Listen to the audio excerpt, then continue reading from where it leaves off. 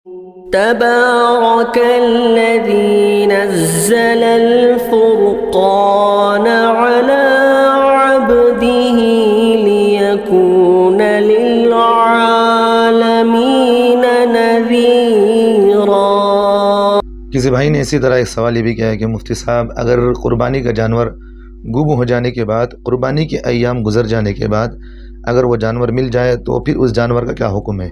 देखिए भाई, अगर जो जानवर क़ुरबानी के अय्याम में, यानी किसी आदमी ने मालदार था, अगर वो क़ुरबानी के अय्याम में जानवर ख़रीदा था, जानवर गुम हो गया, फिर वो बाद में मिल गया, तो अगर वो क़ुरबानी के अय्याम में उस जानवर की दूसरे जानवर ख़रीद कर क़ुरबानी दे दिया है तो फिर उस पर क़ुरबानी अदा हो गई। दूसरा जो जानवर मिला है बाद में, तो फिर इससे कोई फ़र्क नहीं पड़ता, क्योंकि पहले तो इसकी क़ुरबानी तो अदा हो गई थी।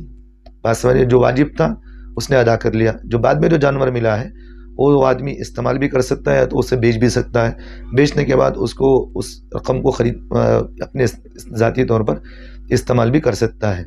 एक बात, अगर कोई गरीब आदमी जानवर ख़रीदा था, अब वो जानवर क्या हो गया, गुम गया, क़ुरबानी के अय्याम गुज़र जाने के बाद अगर वो जानवर मिला है तो फिर उस जानवर को, अब वो जानवर को गरीब क़ुरबानी नहीं कर सकता।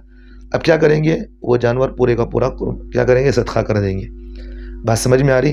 तो जो जानवर उसको क़ुरबानी के अय्याम गुज़रने के बाद मिला है, भी पहले कोई जानवर गुम हो गया, फिर वो क़ुरबानी के अय्याम गुज़र जाने के बाद जानवर मिला है, तो भी उस जानवर को क़ुरबानी ना करें, बल्कि पूरे का पूरा जानवर सदका कर दे।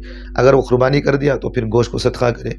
अगर खा गया है तो फिर अल्लाह से तौबा इस्तग़फ़ार करके जितना इसने उस जानवर की रकम, पहले पूछ ले कितना रकम है इसका, इतना रकम वो सदका कर दे, इंशाअल्लाह इससे अदा हो जाएगी। उम्मीद है कि भाई, जो जानवर गुम हो गया फिर मिल गया तो फिर इसका क्या हुक्म है मैंने बता दिया है। अल्लाह हम तमाम को अमल की तौफ़ीक़ दे।